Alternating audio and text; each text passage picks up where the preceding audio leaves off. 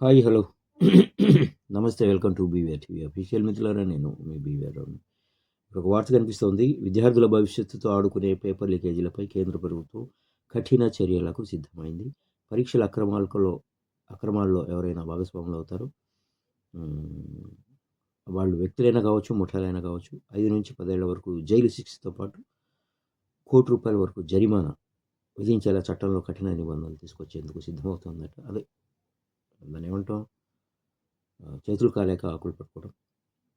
లక్షలాది మంది విద్యార్థుల జీవితాలను ప్రభావితం చేస్తున్న ఈ తీవ్రమైన సమస్యను అరికట్టేందుకు త్వరలో పార్లమెంట్లో కొత్త బిల్లు ప్రవేశపెట్టనున్నారు. ఈరోజు సాయంత్రం జరగనున్న కేబినెట్ సమావేశంలో ప్రతిపాదిత సవరణలకు ఆమోదం తర్వాత బిల్లును పార్లమెంట్లో ప్రవేశపెడతారట. ఈరోజు ఈవినింగ్ కేబినెట్ సమావేశం ఉంది, కేంద్ర కేబినెట్ సమావేశం. సో చట్టం పరిధిలోకి వచ్చే నేరాలన్నీ నాన్ బెయిలబుల్గా పరిగణించబడతాయి. అంటే నిందితులకు సులభంగా బెయిల్ లభించదు. పరీక్షలు నిర్వహించే ప్రైవేట్ సంస్థలు లేదా సర్వీస్ ప్రొవైడర్లు ఎవరైతే ఉన్నారో వీరి అక్రమాలకు పాల్పడితే వారిపై ₹1,00,00,000 ఫైన్తో పాటు వారి ఆస్తులను కూడా జప్తు చేసే అవకాశం కూడా ఉందని చెప్తున్నారు.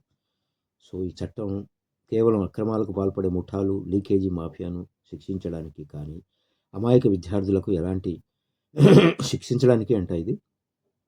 సో అమాయక విద్యార్థులకు ఎలాంటి ఇబ్బంది లేకుండా కలగకుండా ప్రత్యేక రక్షణ కల్పించారట.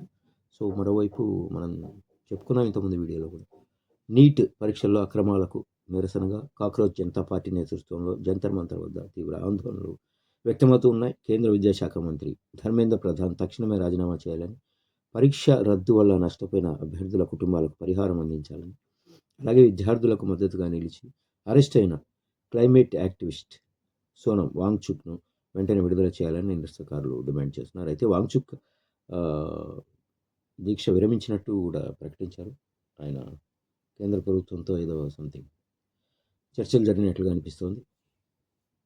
చూద్దాం ఏం జరుగుతుంది.